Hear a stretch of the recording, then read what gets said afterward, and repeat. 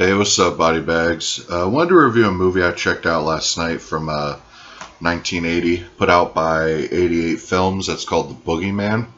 And I had picked this up solely based on cover art alone from Grindhouse Video. I was just walking through the aisle where the imports were and saw that cover and I couldn't pass it up. I'd heard of it, but I'd never seen it. I know there's a sequel to this that I heard is better, but I'm not totally sure because, right off the bat, I really did enjoy this movie a lot. Essentially, it has an opening kind of like Halloween, but the general plot, because I don't want to give anything away, is these two kids, they grow up and they're being haunted by the spirit of their mother's dead boyfriend who was like trapped in this mirror. And the mirror breaks and he gets freed from it and all that, and he's the boogeyman, and he's dispatching the people. They got to call in a priest and all that. So there's all that going on, and but the thing about this is a lot of this is like a ripoff of Halloween. Like there's a lot of similar shots, like especially the kid killing the parents and all that, and then with the butcher knife and all that. There's a lot of Halloween type moments in this. You could tell they were ripping it off blatantly. But this thing, though, it amps up the gore and stuff and the kills.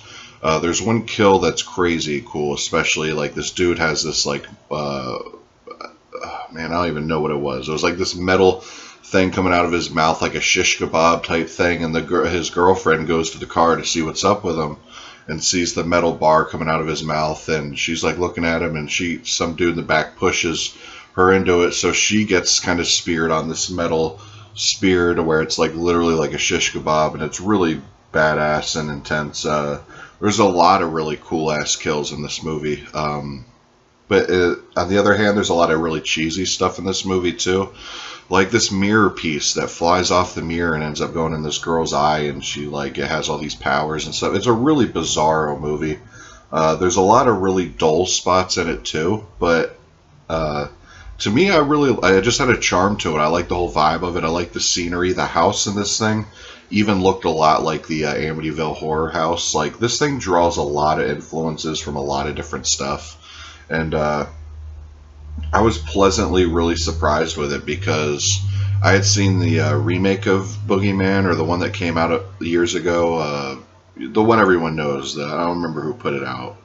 But maybe Sony or something. But I had seen that one, and that's kind of what I was expecting from this one, but it was nothing like that. This was like a straight-up slasher, It says on the back this was an original UK video nasty. I guess I could see why it would be a video nasty just because of some of the kills, but it really doesn't feel like it should be along with like Cannibal Holocaust and all those as far as video nasties go. But yeah, I definitely recommend picking this up. It's a British film, came out in 1980, directed by Uli Lommels. He directed like The Tenderness of the Wolves. He directed The Devonsville Terror and some other stuff. But yeah, this was I think this is his most biggest movie. But yeah, it is sleazy. It's definitely looks 80s. It rips off all these other horror movies, but it all comes together and it's really charming and makes for a really enjoyable movie. The transfer looked really good. I have no complaints as far as 88 Films transfer goes, and this is region free. So if you live in America, don't have a region free player, and you really want to see this movie, I definitely recommend going on either Grindhouse Video or like Diabolic and picking this up for sure. It's definitely worth it.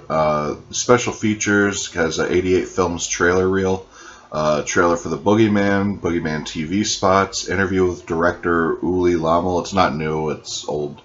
And alternate cover art. Now I like this cover art a lot better, especially with the red case. But I'll show you guys the alternate cover art. Alternate's the American cover art there, so it's pretty cool.